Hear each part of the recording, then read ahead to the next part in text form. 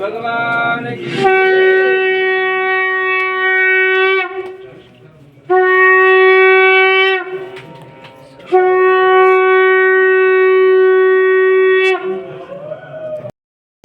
आज जागृत देवस्थान म्हणणार तिथे आज सर्व पदाधिकारी कार्यकर्ते सरपंच उपसरपंच आणि साहेबाला खूप जीव लावणारे आज तिन्ही तालुक्यामध्ये आज साहेबाला मंत्रीपद मिळावं म्हणून खूप म्हणजे प्रत्येक ठिकाणी अभिषेक करत आहेत आणि देवाकडे साकडं घालत आहेत आणि सगळ्यात महत्त्वाचं आहे की जे साहेबांना 18 पगड जातीवर जे काम केलेलं आहे आज ते आज प्रत्येकाच्या मनामध्ये दिसून येते आणि साहेबांनाही जे कार्य केले 2 वर्षामध्ये जो विकास केलेला आहे तर ते भरभरून त्यांच्या मनामधून दिसून येत आहे.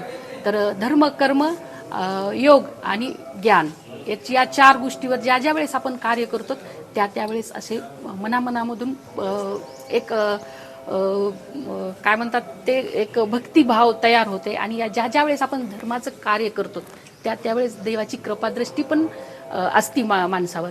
तर अनेक देवाचे कार्य करण्यासाठी जे साहेबांसाठी जे साकड घालत आहेत तर ते देव पण पूर्णच करणारे आणि सगळ्यांचा मी खूप आभार मानते सगळ्या तिन्ही तालुक्यातले की आज जो काही आज प्रत्येक ठिकाणी साकड घालतायत देवाला तर त्यांचं प्रेम दिसून येते की साहेबावर किती प्रेम लावतात, साहेबाला किती जीव लावतात.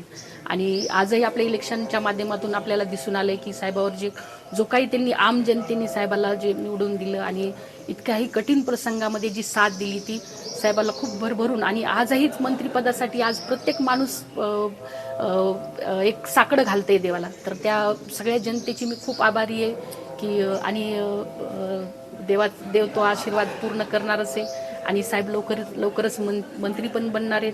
आणि देवाकडे मी पण साकडं घालते आणि सगळ्याच्या आशीर्वादाने हे कार्य पूर्ण व्हावं एवढीच मी मन्नाथाच्या आणि सर्व देवाच्या चरणी मी प्रार्थना करते.